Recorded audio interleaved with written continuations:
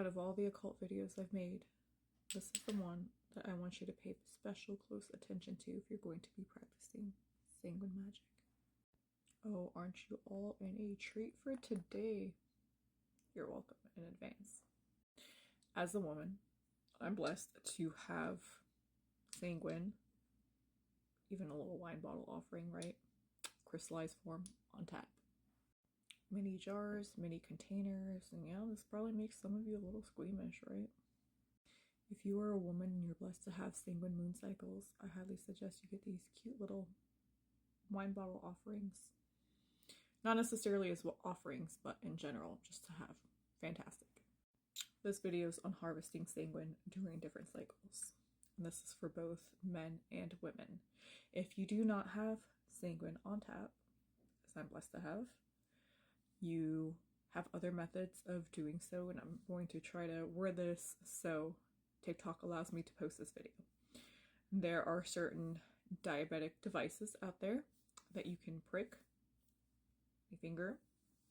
Make sure you increase circulation so that you can produce sanguine as either an offering, if that's a whole other video. Please don't do it as an offering until you watch the offering video that's coming up ahead, but in your spell work and your craft. So sanguine draws things to you like a magnet, right? What is important in sanguine? Iron. You need iron in your body. Iron and things that are magnetic in a sense, right?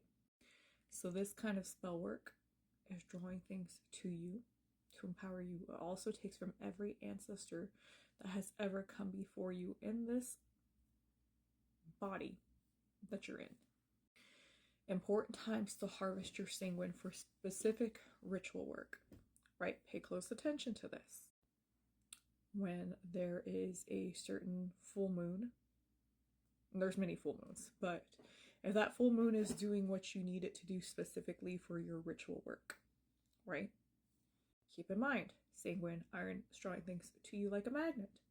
So you're not going to be wanting doing ritual work where you're projecting out, where you're releasing, letting go. No, sanguine is a magnet. It's drawing things to you. So keep that in mind during your full moon cycles if you're going to choose to harvest sanguine or prick yourself for this method. Portal days, all right? So days like 11/11, 2/22, 3/3/3, 4/4/4. Y'all get where I'm going at with this, right? Portal days, when they fall in a number sequence, open up portals for your spell work, for your incantations, of which you're drawing things to you. By using those gates and those doorways that have been opened on that day where you're releasing sanguine, we're giving an offering of such to open up those doorways on portal days. There are portal days in every month. All right, so pay attention to number sequences.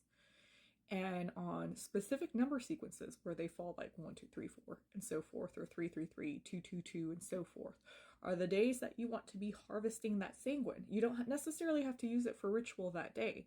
You just want to harvest it that day specifically. If you're not on a moon cycle as a female, that's fine. You have the prick method, right?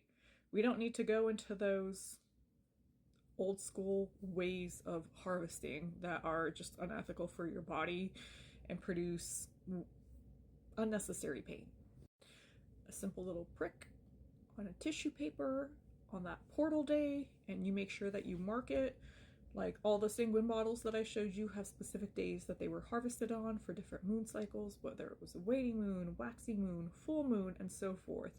Some of them were harvested in very particular portal days, Mercury retrograde, and so forth. I keep them labeled. You do not see my labels, but I know which one belongs to what.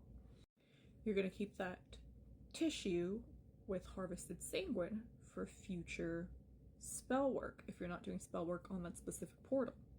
You can do spell work on a portal day to bring things to you, and use sanguine on a tissue paper to light on fire. And we're going to go into methods of using sanguine magic on different videos, but this is more on harvesting. Now, if you are a female, right, the days that your female cycle and your moon cycle relieves itself of all this plethora of sanguine to work with, you want to harvest it, absolutely, because you never know when it's going to come in handy. For me specifically, I do offer it to deities. There are certain specific deities, very specific deities that get that, and no other deities. That's part of an oath and a contract that I have made with them, and we will go into separate videos on that altogether. But the point of this video is harvesting your sanguine, right? And if you are a female, sanguine coming from your moon cycle is the only one that's not caused by trauma. It's the only one that's not inflicted where there was some kind of hurt to your vessel. So that is the most sacred and most beautiful life source that you could possibly ever work with. So please harvest it if you are able to do so. They make things called diva cups and flex rings. Diva cups specifically. If you're a female, you want to get on that. It's so much better for your body too. But start harvesting your sanguine on tissue paper, cotton, whatever you want to do, on portal days, number sequence days. Right? And make sure that you label it so you don't forget. Put it in a little Ziploc baggie, whatever, so that you know which day you harvested it on and what it represents for future workings where you're magnetizing things to you, right? This is the most important aspect. If you would like to support me, I do have a C app amongst other apps.